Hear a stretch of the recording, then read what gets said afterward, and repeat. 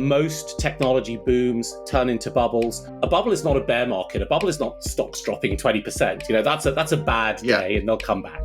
A bubble is when stock prices drop by more than 50% and they stay depressed for years, and the active, useful capital going into that technology drops by 50% and doesn't recover for a really long time. Hello, fellow data nerds. My guest today is Azeem Azhar. Azeem is the founder of Exponential View, a newsletter and research platform on emerging technology read by over 130,000 people. He's also an investor, an advisor. He's the author of The Exponential Age. Azeem, welcome to World of DaaS. Thank you for having me, and hello to all the data nerds out there. Yeah, Excited to be talking to you. Yeah, I mean, this is great. We're going to dive in. I mean, you're a data nerd as well, I'm right? a data nerd. So what do you think we're in an AI bubble? I love how you get straight in there, Auren. No messing around. No messing around here. No messing around. I've studied a lot of technology and industrial transformations, and every major transformation from agriculture onwards runs on a feedback loop between intelligence, energy, and capital. That is what drives us forward, and AI is simply the latest turn of that flywheel. And so where we sit today is so much capital going into AI. And that question that you've asked me, are we in a bubble? Well, what is a bubble? A bubble is not a bear market. A bubble is not stocks dropping 20%. That's a bad day and they'll come back.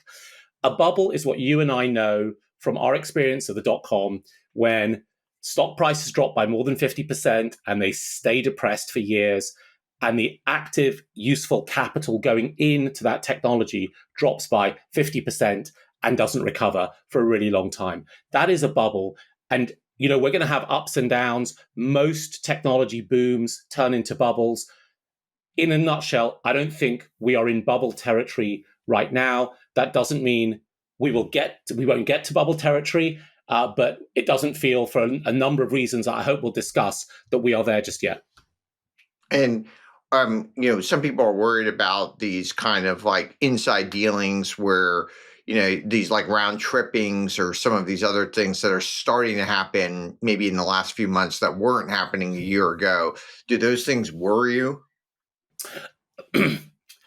We have to find some empathy for the entrepreneurs on the other side of this. Imagine that all the things that we hear about generative AI and the amount of use that's going on is true. Imagine it's really true, as Wharton suggests, that 84% of American executives are using it weekly already, and 47% are using it daily. And let's assume that it's true that when Kevin Weil at OpenAI or Dario at Anthropic says, we have run out of servers and we need more GPUs. Let's assume that's true. And let's assume the orders that are then being put to NVIDIA and to some extent AMD and Broadcom are all real orders, and they're just not there for shits and giggles. They're genuine orders because of customer demand. The question is, what would you do? You and I have both run companies. We're entrepreneurs. We know that at those moments, growth matters, and you do the deals you need to do to put the cash into your company to buy the things you need to serve your customers. Now, if you are Satya Nadella at Microsoft, you've got 40 years of profits against which you can find the cash to buy GPUs. If you're Michael Imperator at CoreWeave, which is one of these neoclouds, or you are coming out of Oracle, which is new into this market, you're going to have to figure out where to get that capital to buy the equipment you need to serve your customers. So if you think that this thing is running red hot, and if you think the demand is real, you're going to end up needing to do some vendor financing, just as virtually every car dealer in the United States did in the 1920s through the General Motors Acceptance Corporation, GMAC. They were funded by General Motors to help sell General Motors cars, and we as consumers were funded to buy them. So we have seen this before, and that's good news if there's demand. If it's the things that you and I remember from the telecoms bubble, Nortel and Lucent funding in a demand that didn't exist, or the very wonderful Cosmo.com, which allowed you to buy a Ben & Jerry's ice cream for 50 cents in 5 minutes in Manhattan, funded by venture capitalists, that's not a good thing. But it depends on which side of the fence you're on. Right now, I think that this is supporting the revenue and the revenue trajectory and customer orders.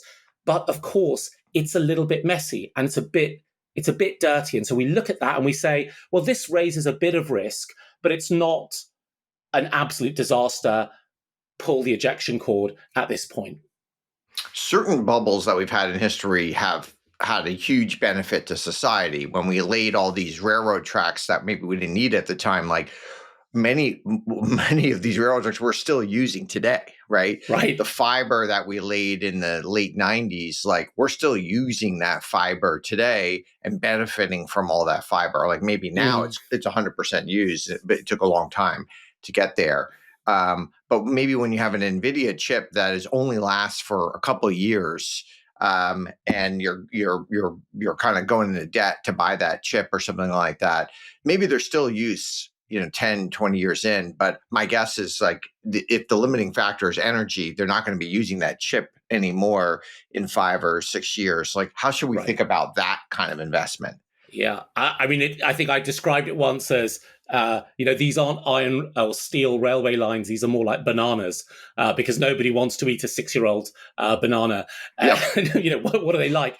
Well, when you dig into these, I think you get a really mixed picture.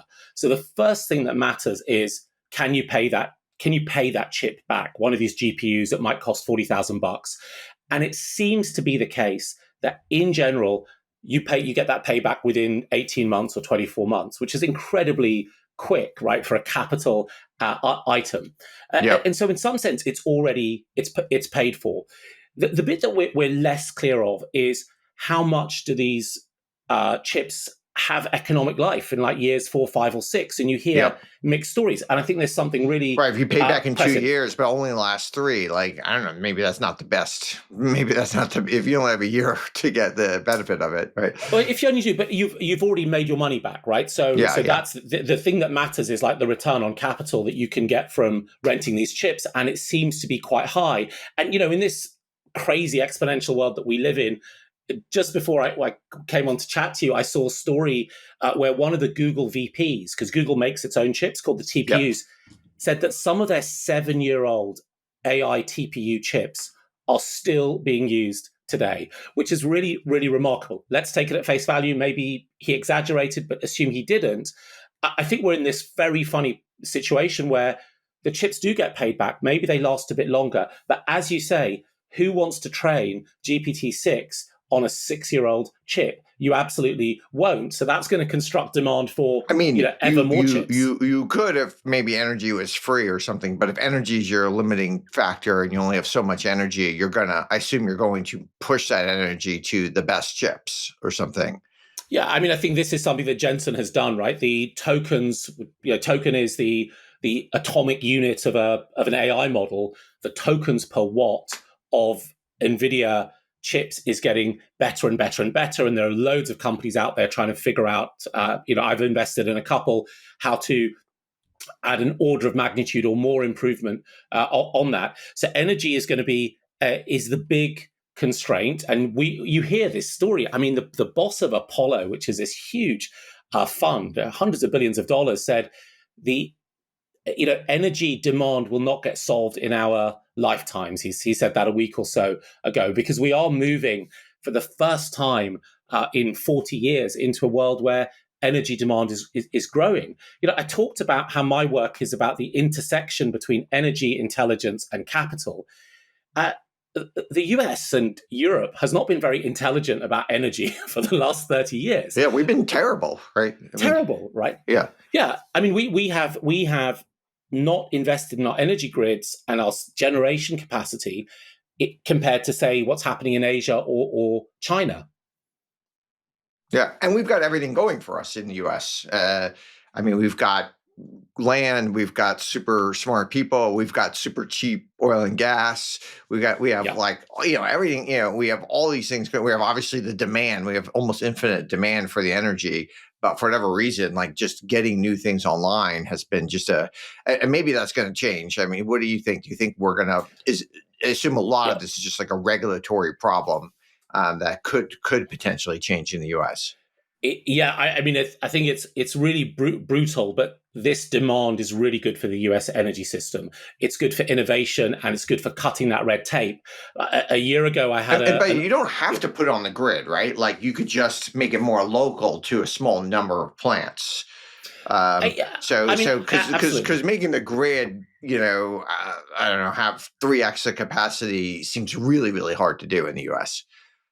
There is something that is going on with the energy system that, again, you and I, as old internet guys, will like, which is the energy system looks like the old AT&T Marbell telecoms network, and the new energy system is going to look a lot more like the internet. So there will be big nodes producing power, pushing it around, and there will be energy producers who are much, much smaller. They might be people with their electric vehicles sharing a few kilowatt Yep. hours back to the grid, and you'll have tons of behind the meter. I mean, behind the meter, which is when a company gets its own energy generation for its own use, is really commonplace in industry. So, Dow Chemical and other big industrials generate quite a big part of their energy requirements from their own plants because they are so demanding. And we're starting to see that. Of course, Musk has done that in a large part with his big Colossus data center. So I think that they will solve it that way. But it's not just about permitting. It's also about, can you get hold of the technologies, right? So gas turbines are, which is one choice, backlogged for years and years and years, and it takes a long time to build up factory capacity. Nuclear, we're restarting in the US several plants, but that will take a while. We don't know how to make them cheaply in the US, right? With the Chinese and Koreans know how to make them cheaply. I think the thing that is surprising is that there are two new dimensions that could change a little bit of this. One is that solar and batteries can are getting much, much cheaper, and you are starting to see some data centers saying we'll get some of our power mix from solar and batteries. And the second thing that I think is really interesting is, yeah, sorry, go. For a data center, I assume there's like fairly constant use that they need. Or maybe I'm wrong, but at least for an AI training, my guess is like it's 24/7 use of the data center. The power doesn't go up and down too much. Whereas like a lot of other things, you're going to see a lot of more intermittent use. Yeah. So for something like so you're going to have like different uses for power depending on like how much you're using these things. Is that right?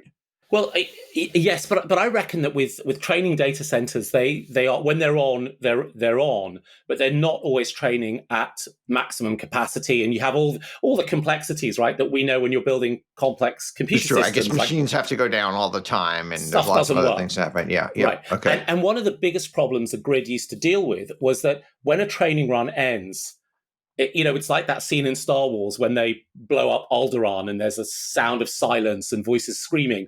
Well, when a training run ends, the GPUs go quiet really quickly.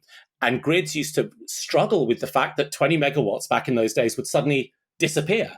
And Yeah. that was Oh my difficult God, for the that's grid, really right? tough for the grid to deal with. Yeah. Right, exactly. And so I do think that one opportunity will be data centers being better citizens to the grid, and we're starting to see that again in the US, where effectively a data center might say, we will agree to give you notice if we're going to turn off. We're going to agree to run at this constant level and not be below that level, and all of that contributes to grid stability, which in a way reduces the cost because it reduces the risk and the uncertainty of running the grid. So I'm actually really optimistic about what will happen over the next 5 years as more data centers come on stream, because they will end up being, from being bad, hungry power citizens to being good citizens on a decentralized grid, and kind of contributing to its stability. And there's so much data center construction in the U.S. How does that look in Europe? Is it tracking similar to the U.S.? Uh, well, I'm sure there's a lot of paperwork being filed somewhere. There is a little bit of data center construction, but it's not like we're seeing in the US or in the UAE, or in Asia. I mean, really, the vast bulk of data centers are being built right now in the US for exactly that reason. And we've seen the impact it's had on the overall strength of the economy this year. Right. And we're talking like potentially a third of the US economy is being driven by this kind of like, let's say, broadly data center ecosystem. Is that right? Yeah, I think it's about a third. And I think it's really great news because building assets, capital expenditure, is a good thing. It's a sign of optimism in the future. Investment precedes growth, and we're building real physical things, and it's creating a demand for all sorts of new skills, like electricians in really short supply, and of course the US in general has an infrastructure underhang in terms of roads and bridges, and these companies are pretty similar companies, and they're getting like a real feather to their cap that hopefully will help them in years to come as the US starts to renovate a lot of its infrastructure. So I think this is a good thing. But Auren, the other thing is that at times like this, it's not uncommon for a single sector to be the starter motor for growth. In the 20s, it was automobiles and manufacturing in general. 70% of US GDP was assigned to that sector. Of course, during the Second World War, about 90% of US GDP growth was in manufacturing. And we had this funny situation in Denmark, of course, a much smaller economy, where 2 years ago, if it wasn't for the sale of one of those GLP-1 obesity drugs, the economy would have been in recession. And in fact, it grew, 1 and a bit percent. So it's not ideal, but in a way, what it can do is it can be a kickstarter to growth. Economies themselves have like a power law, essentially, is what you're saying. Yeah, well, they have a power law. You will have. It's not normally as concentrated as this. Normally the biggest sector is driving 35% of the growth, but if other sectors are uncertain because of politics or with the risk of inflation or the risk of a recession, then having one sector that can march forward, I think, is generally a good thing, because it's triggering lots of requirements in electrical hardware, in manufacturing, in skilling up electricians, and of course in finance as well. Most Americans, if they're saving, they've got their savings in the S&P 500. And that is, very overweight Mag 7. I don't know the exact percentage, but yeah, I think it's over 10% of is just in these 7 names. So I think it might be more than 25% now. Okay, Yeah, sorry. I should have checked that before this podcast. Like I knew it was high. I didn't even realize it was that high. That's insane. So if you just think of most Americans, like their savings are basically in these 7 companies. Like they're extremely overweight these 7 companies. And maybe that's a good thing. Because obviously in the last few years, it's definitely been good to be overweight those companies. But that does seem to me to be somewhat concerning that so much of America has their savings in just 7 names, and that, they don't really know that much about. Right. Have you seen that? I don't know if you've seen that cartoon that goes around Twitter or X, which is like this really big stack of bricks, a big construction, and there's a tiny little toothpick on the right holding it up. I love that meme. Yeah. So that meme is like, well, whatever it is, this is holding up the whole of the economy, and it's like, well, OpenAI's growth rate is holding up everyone's 401ks, everyone's sense of optimism, everyone's sense of whether they can send their kids to college, and I think it is. It's scary, isn't it? Super scary. Like yeah, it's super scary. And it's all one sector. It's not like, if these 7 names, like one of them was an oil company and one of them was a defense contractor and one of them was a bank or whatever. Okay, it makes sense. But like they're all like completely interrelated, these 7 companies. They are. Look, we are in somewhat uncharted territory, but there are some precedents.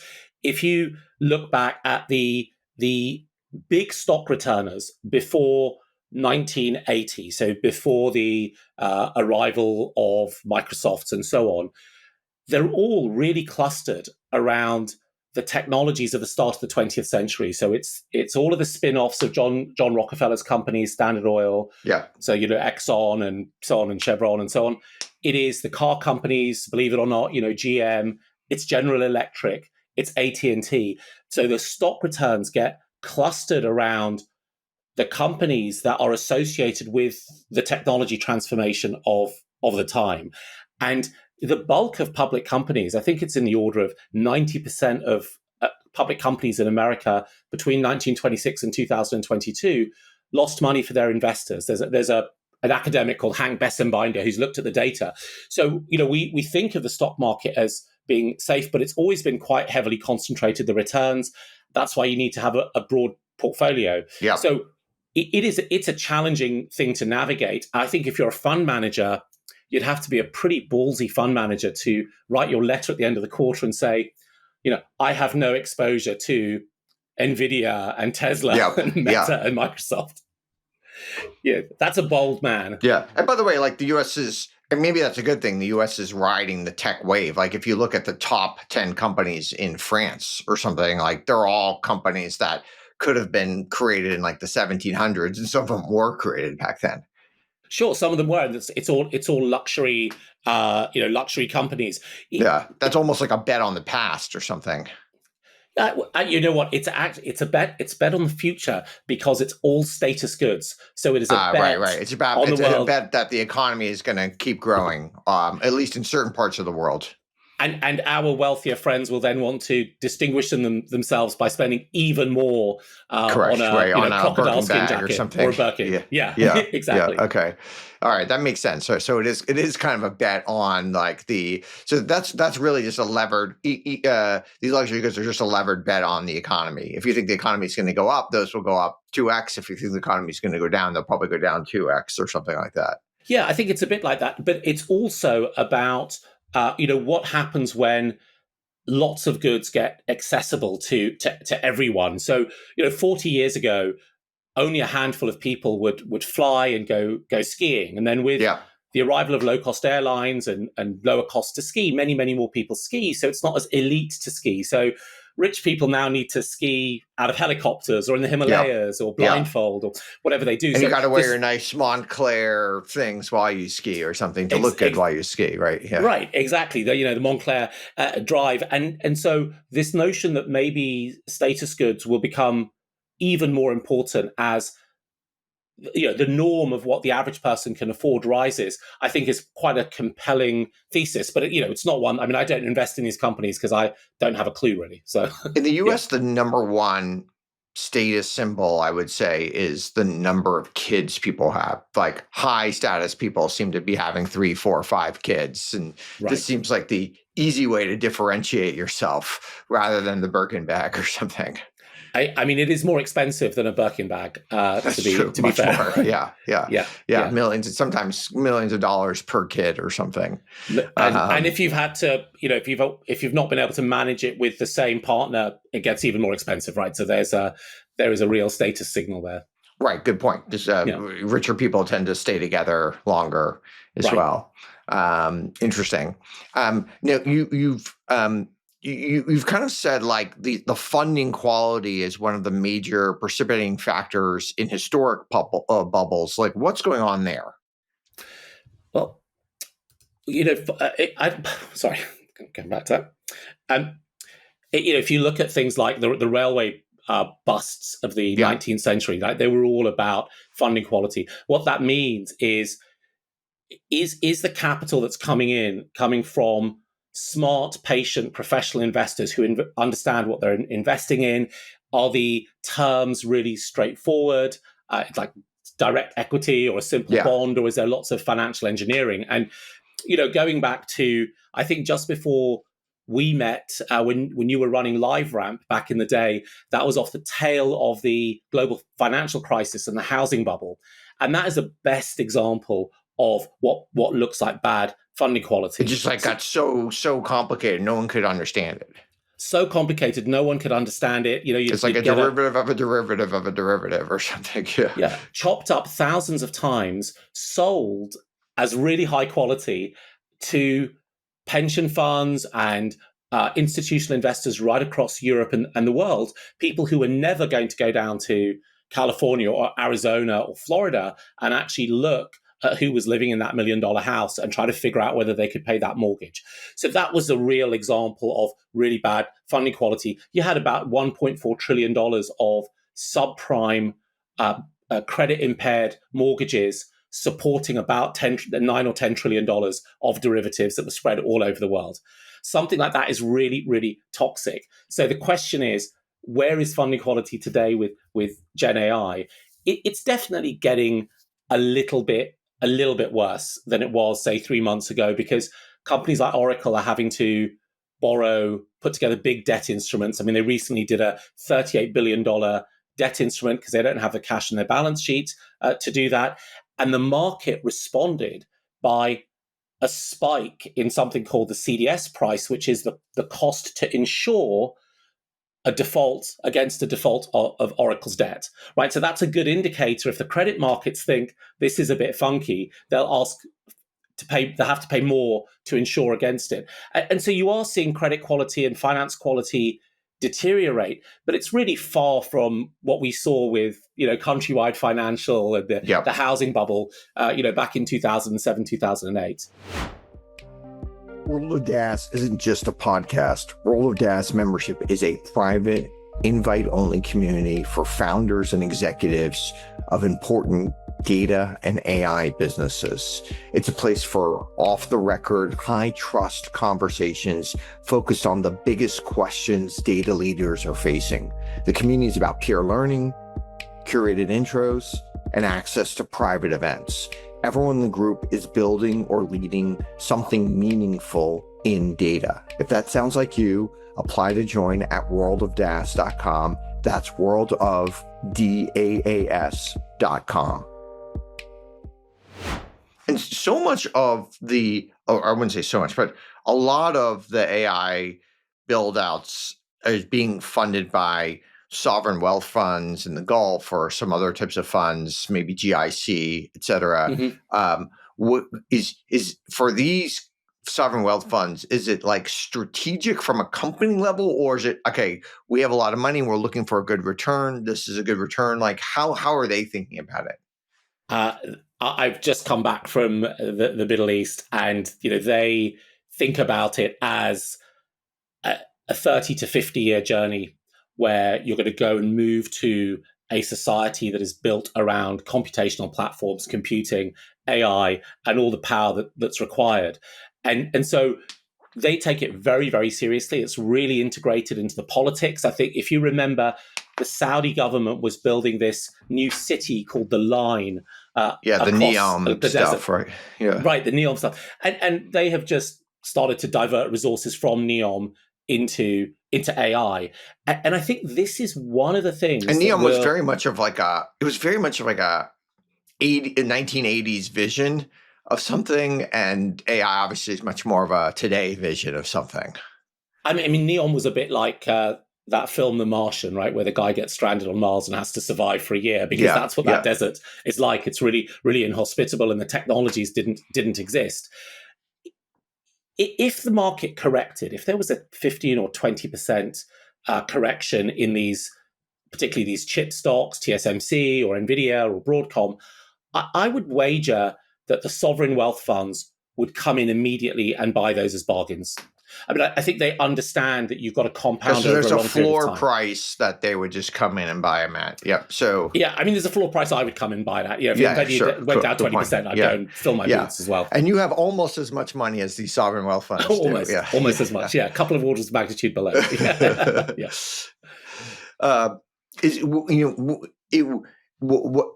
If I'm like, just want to watch it, whether I'm the head of the Fed in the US, I'm just a observer who wants to understand, what should I be watching to understand leading indicators, either as things are going well or things might be going south? The most important right now is the rate of revenue growth. Because ultimately, if real customers are buying the product and putting real money into the tank is getting fuller. Everything else is engineering, and there might be risks in the financial engineering, but it has to be revenue growth. And the bit that's really difficult is that the two big companies in this, Anthropic and OpenAI, are of course private companies, so only a few people see their numbers. Occasionally, they get leaked, and then a lot of that money flows through to the big tech companies, particularly Microsoft, Google, and Amazon. But even though those are public companies, it's part of their cloud businesses, which are part of the whole. So in the Yeah. case of Google, Google Cloud is like $50 billion of a $300 billion revenue business. And the AI part of Google Cloud might be, $5 or $6 billion this year. So it's really hard for us to know whether the revenue, what the revenue trajectory looks like. So then I look at other things. Of course, I look at the leaks on the different websites. I look at surveys. What are managers saying? What are CIOs saying? And ultimately, I assume that Andy Jassy at Amazon and Sundar Pichai at Alphabet and Satya Nadella at Microsoft are rational, and that if they're ordering unending amounts of data centers and chips, they're doing that to fulfill future customer demand that they can see that we can't see. So those are the types of things that I'm looking at. The moment that people start to reduce their capital expenditure commitments, we're learning something about where they think demand is we going. have seen a little bit of that with Microsoft, right? They're kind of reducing their kind of their frothiness in a way, or do you disagree? Well, they do occasionally cancel data centers, but I think you're right. It's froth, and so part of that froth is that you need to make sure you get your orders in for power connections, for the land, and you're also you're trying to do that because it's better to overorder and cut the odd one or two than not be able to get in the queue. So I think there's a little bit of that dynamic. They also had a situation recently, which I think is super interesting, especially as you're based near the DC area, where there was a political pushback on a data center. So I think the town was called Caledonia in Wisconsin, and the town council rejected a new Microsoft data center build out because they just didn't want a data center on their farmland. And that is, that is also part some of people don't like the noise. Some people are worried about the power usage. Some people are worried about the traffic with the jobs. Like there's it's kind of the NIMBYism that happens on any kind of project like that. It is, but we're in a we're heading towards the midterms in a year or so. There will be political capital to be made one way or another through things like this, and that's also something that's worth looking at. I don't think it speaks to an early indicator of customer demand softening, but it is part of this frothiness that you're alluding to. How would you kind of advise an investor to think through all this stuff? I could just stay tied to the Mag 7. Obviously, this has been a very good thing for the last 5 years if someone decided to do that. But there may be other ways to play this. How would you advise an investor kind of think about it? Well, can we agree that this isn't financial advice that I'm yes, about to absolutely, give? of course, Great. yes, yeah. Booms take a really long time. I mean, the oil boom took about 50 years from up to about 1970, maybe a bit more than 50 years, and it's also true that if you invest when stocks are really expensive in general, your returns are much worse than if you invest when they're cheap.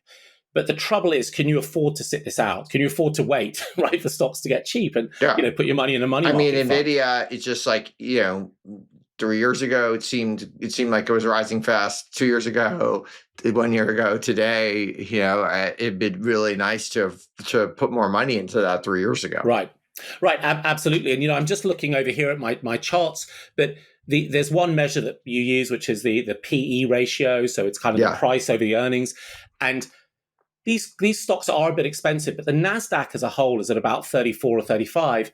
And Google, Alphabet is at 29. So it's cheap relative to the NASDAQ. And considering it's historically in line, let's say. It's historically maybe in line a little with bit high, but yeah. And I think the question is, where do you think this is going to go, and over what period are you investing? And that P is really about growth. It's really about how fast do you think these things are going to grow in the future, and then how much capital they might need to sustain that growth. If the capital is only like a one-time thing and it's going to grow super fast, then those P should be way, way, way higher. If the capital requirements are going to be even higher and the growth might be slower, then those PEs might be overblown. Right, and I think that they're certainly not in dot-com territory. I mean, in dot-com territory, the Nasdaq was at like a 70 PE. Today, even Nvidia, I'm just looking, is at 36, so it's half Yeah. that level. And not The only is it 70 PE, but a lot of those earnings went kaput. So, it's like, so you just saw like the earnings from I don't know, Cisco and these other things really start to contract in the dot-com crash. Right, because a lot of the revenue in the dot-com was other dot-coms advertising on Yeah. Yahoo or buying routers from And Cisco. I Whereas, imagine that's the same today. Like, I imagine like most of Anthropic's revenue is coming from other AI companies who are sending it to, and they're getting their stuff from, venture capital. yeah, venture capital, Right. or, they're getting it from other companies or something like that. I imagine like Cursor's, a huge portion of Cursor's revenue is going to Anthropic or something. A huge portion is going to Anthropic, but Cursor has got real revenue and it's got real That's right. companies in That's right. the Yeah. non-tech industry who are paying for That's a it. good point. And every one of our companies pretty much uses Cursor, so it's a great company. It's a great company, and the thing that Cursor will do increasingly is that they will. Right now, they're growing really fast. So what matters is growth. But you get to that stage where you start to say we need to become more efficient, and we don't want to be paying 30% of our revenue to Anthropic. So we're going to build some of our own models. We're going to find more efficient ways to do parts of our product to increase our margin. The story, as all the data nerds know, is plant your flag, expand, and then start to worry about margin. Right? That's the journey of the entrepreneur, and that's what the CEO of Cursor and all these other firms ought to be doing at this stage in the cycle. Yep. What if we can see, so U.S. energy demand's been like, I don't know, roughly flat, let's say, for the last couple of decades. We're expecting it to grow quite a bit more. Now people think, let's say 4% a year. Some people say 5% a year over the next decade. Like, how does that change just like everything in the U.S.? Oh, I think it's going to be great news for the US because energy is the fundamental currency of the universe. So you can't do anything without energy. You need the intelligence to direct it well, but you really need the energy. And this is a great thing for the US over the next 25 years. It's going to be ugly and painful and a bit like being woken up with a bucket of cold water, but it is going to fundamentally help the US energy system in lots of ways. We're putting money into it, but we're also putting innovation into it. So you're going to get people figuring out how to cool chips far better, right? Liquid cooling and microfluidics. You're going to find better ways to use batteries and to bring those prices down. People are going to come up with. It's going to make certain types of geothermal more cost effective. I mean, all of this is going to be really, really good news for the production of the thing that we all need as humans and as societies, which is energy. It'll be messy at the beginning. And, we've seen prices go up for consumers. We've seen grids getting strained. But if we look back at this from 20 years, I think we will realize, we'll be thankful for what AI did to the energy system. If you were a policymaker in the U.S., because one of the problems if you are an energy producer, you see the trend, so you want to go build more power plants or whatever it might be. But if we overbuild, then the prices could go down, and you might be underwater. Should the government have like a backstop, like, okay, we will buy excess energy for X price or something, so people have a sense that they could build? Because I can imagine people are both, the bubble could be like overbuilding, and then you just have, and there, you might be laden with debt, or you may have all these other, problems that could happen. Well, I mean, the problem that you've just described is really one problem, which is, should we worry about CEOs and shareholders and providers of debt if they don't get a return on their capital? And I think the US has had a great track record for a couple of 100 years to say, no, we're not worried, because that's creative destruction. Someone else can We'll come just in. figure it out. Yeah. So I think no tears lost there. I mean, imagine how remarkable it would be if the US energy system was 20 or 30% bigger than it is now, and what that would mean for reindustrialization, what that would mean for electrification of the economy. It would be really, really remarkable, and it would provide a lot of price stability. And maybe some capital got destroyed along the way because people overbuilt and couldn't get those numbers to work. But that's just the story of the market. And so I think that an overbuild in energy is generally going to be a good thing. Now, I would say my bias has been to be, and probably most people's bias is to be bearish on Europe. After talking to you for the last 30 minutes, I think I'm even more bearish on Europe. What's the optimistic case for Europe? The optimistic case is that, if you're a failing student and your GPA is 1.5, getting to a 2.5 or a 3 is much easier than it is for the student to go from 3.6 to 4. Yes. So I do think that the optimistic case is that we have super bright people in Europe, that there are really great universities, that we've now seen some fantastic companies. Spotify, Helsing is another Daniel Ek company, but there are a whole list of very good companies that are coming out of Europe. Even longer, even companies have been around for a long time, like ASML and stuff like that, right? ASML, or companies that Zeiss that makes the lasers and the optics for the ASML machines. There is some real expertise and capability. So you've got that as an asset. You also have a decent market that is well run with good a good legal system. What drags it down is some of these issues around the labor laws, I think, are a big problem, especially in an innovation economy. The level of compliance is really, really high for fast-growing companies. So these are things that feel like they're easier to address than not having any universities and not having any research and not having any patents. That's a good point. Yeah. So I think the bullish case would be that we can get to 60 or 70 miles an hour in Europe easier than someone can go from 120 to 140, and that surely is something to look out for. And there is movement. I mean, I think that what happened with Ukraine and that triggered this reindustrialization and triggered the Germans spending more on their defense, and the Poles is again a good stimulus. It's still too soon to have reap the rewards of those changes, which are only a couple of years old. But look, that's the bullish side of the picture. People in Europe shouldn't give up, but there's just a lot of dynamism in the US and in China that they have to contend with. So what you're saying is Europe is like a rich guy who's like 300 pounds. He's smart. He's got a bunch of blubber. He knows what he's supposed to do.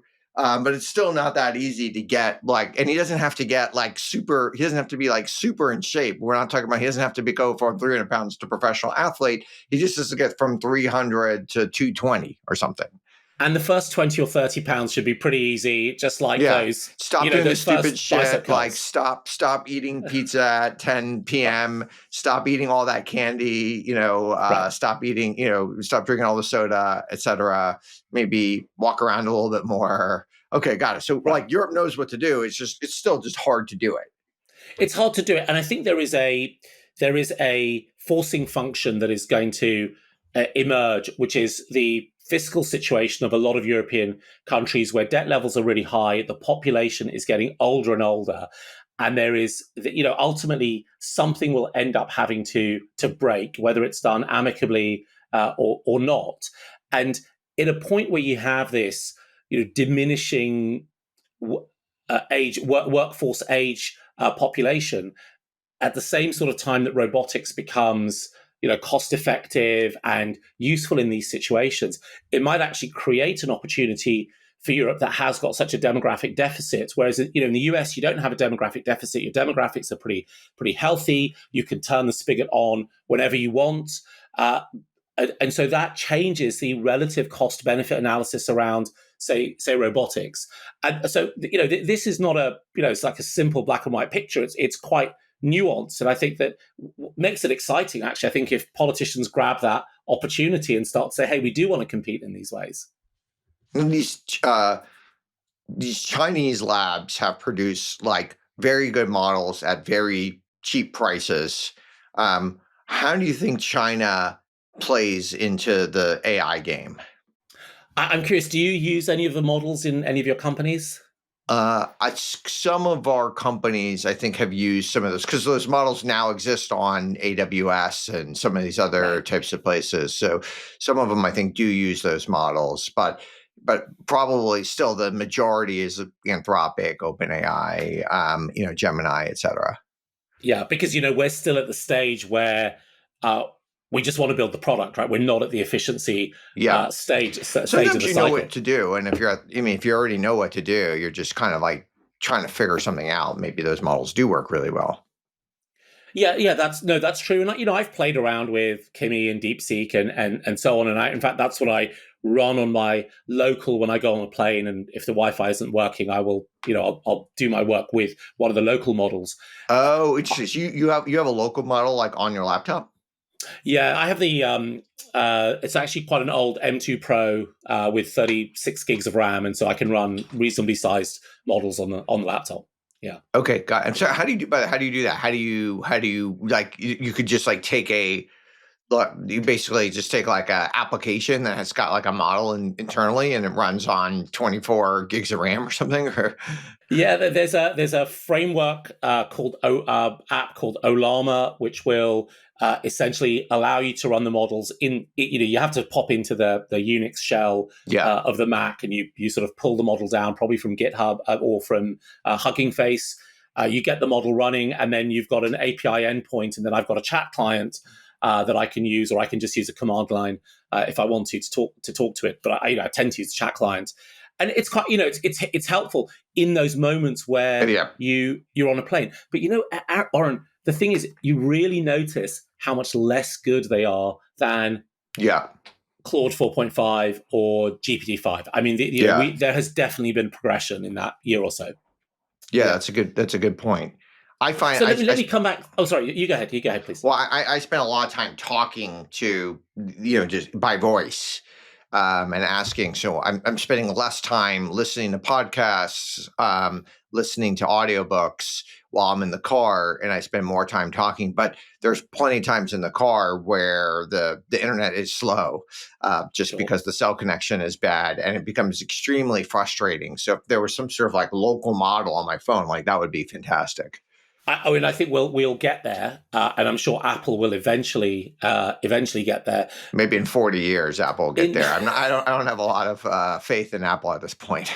No, I mean, understandably, but that modality that you've described, which is talking to the model, is absolutely fantastic. I mean, it is so good. I do the same thing as you. I'll do my to-do lists that way. So I will call into Claude, and I will just throw out whatever's in my brain, and it will organize it. And then I can't yet get it to send me an email, but when I get to my desk, I Yeah. just go to Claude and I pull out what I need.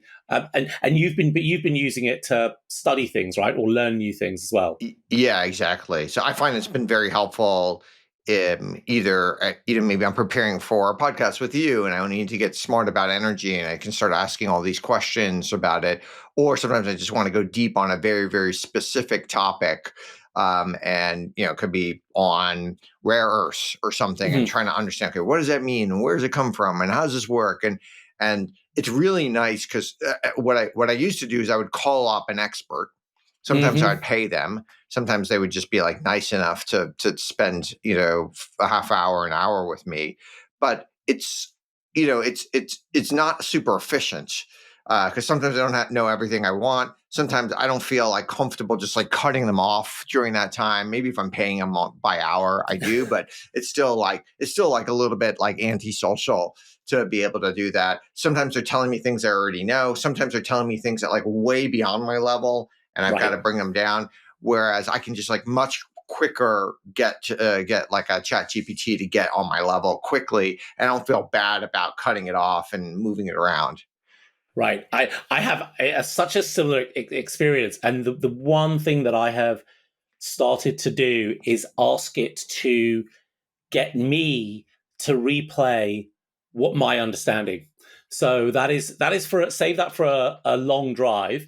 But you're in the rare earths. You're thinking about dysprosium or whatever it happens to be. Yeah. And you'll say, listen, ChatGPT, ask me a question that I have to answer that will show that I'm learning and understanding what That's you're telling cool. me.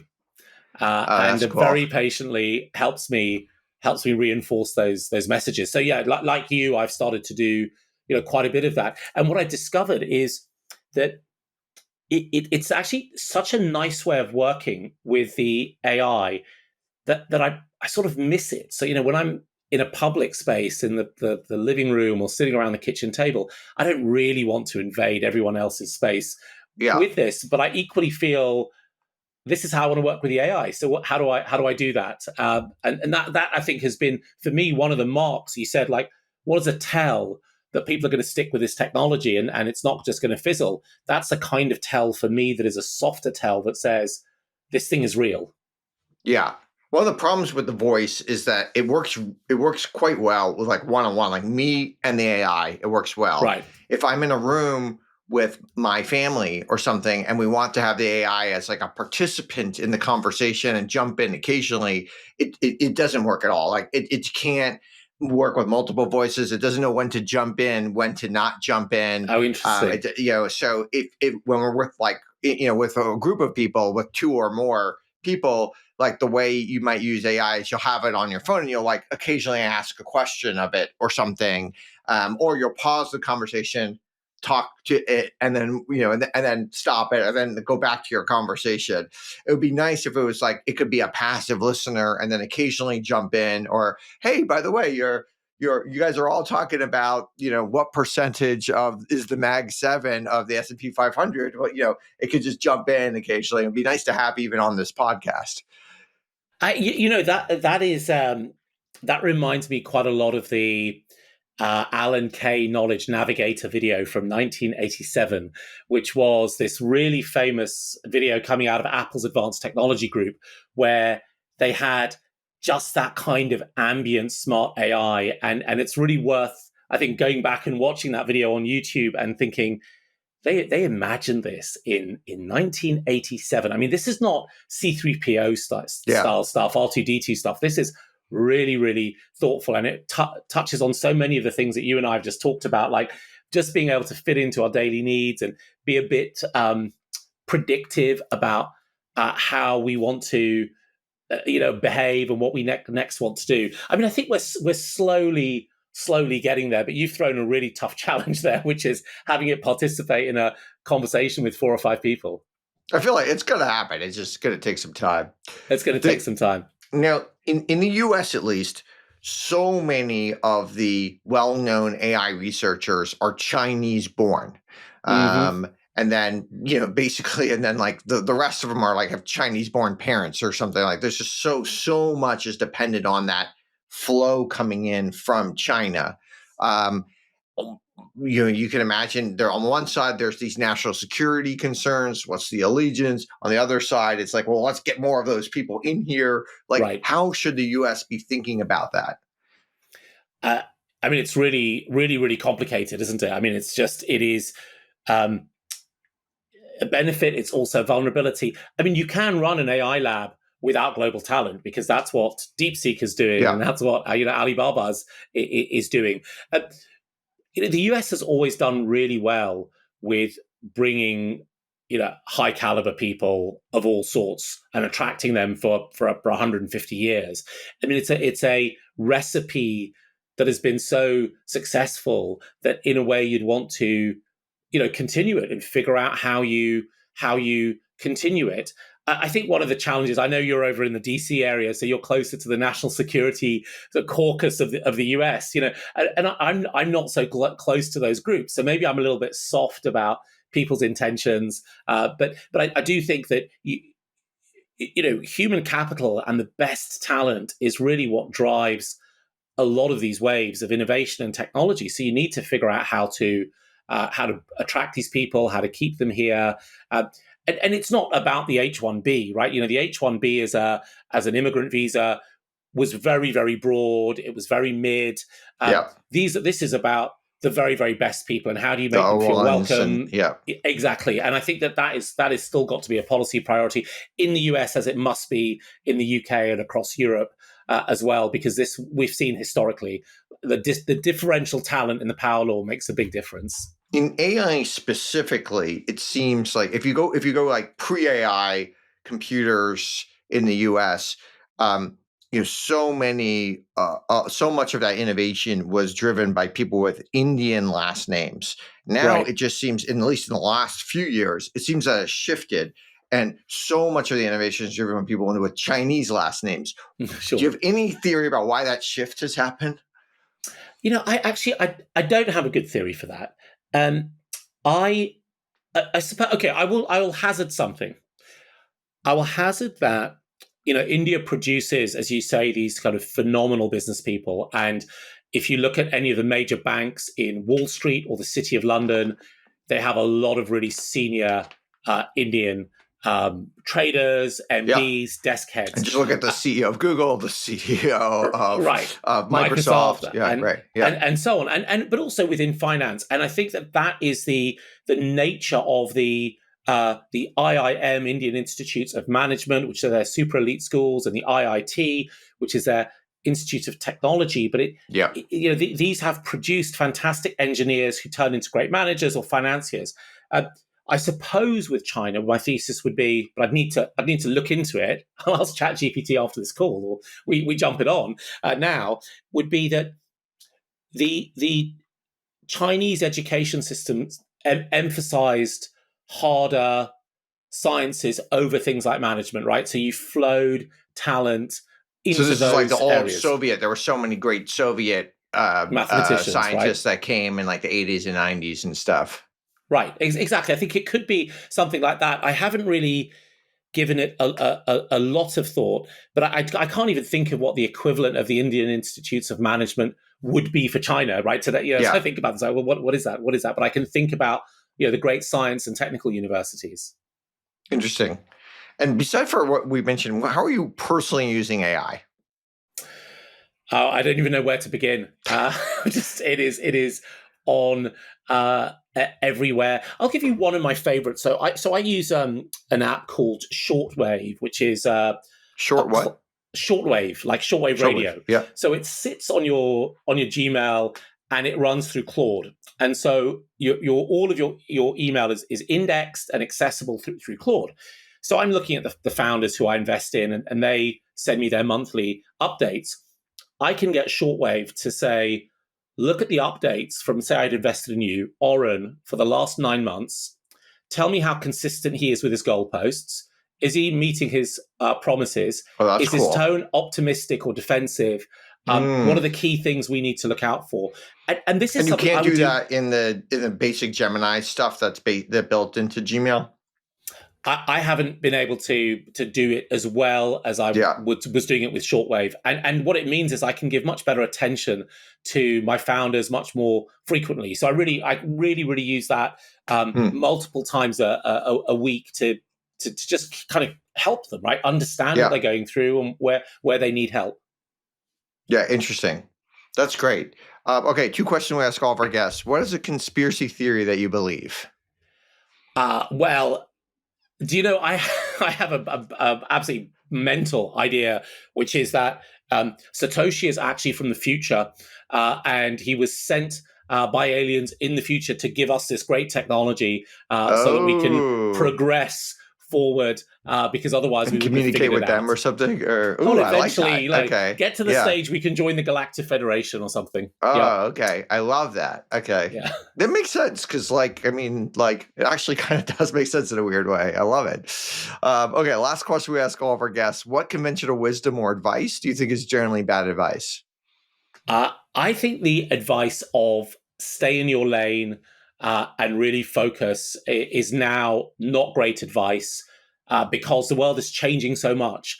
And because it's changing so much, you have to have a range. You have to be able to explore. You have to feel confident that you can explore. You absolutely need some tools. Like you need, I don't know, great maths. So you need to be a great negotiator, or you need to be a great empath. But ultimately, your lane is about to get broken up by an earthquake or covered in rubble. You need to be able to spread more widely. And that advice was advice, stay in your lane, that I'm sure you were also given when you were at high school and a college. But I think bad advice for today.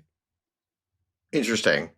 That makes sense to me. Yeah, that does make sense. All right, this has been amazing. Thank you, Azeem Azhar, for joining us on World of DaaS. I follow you at Azeem, Azeem, on X. I definitely encourage our listeners to engage with you there. I also subscribe to your newsletter. This has been amazing. I knew it would be amazing, but this has been amazing. I really appreciate your time. Thank you so much. Auren, my pleasure. Really enjoyed it. Thank you. Thanks for listening. If you haven't already done so, please subscribe to World of DaaS wherever you consume your podcasts, YouTube, Apple, Spotify, and more. And please help us get discovered by leaving a review. And check out worldofdaas.com. That's worldofdaas.com. And of course, connect with me on Twitter at Auren. That's AUREN. Would absolutely love to hear from you.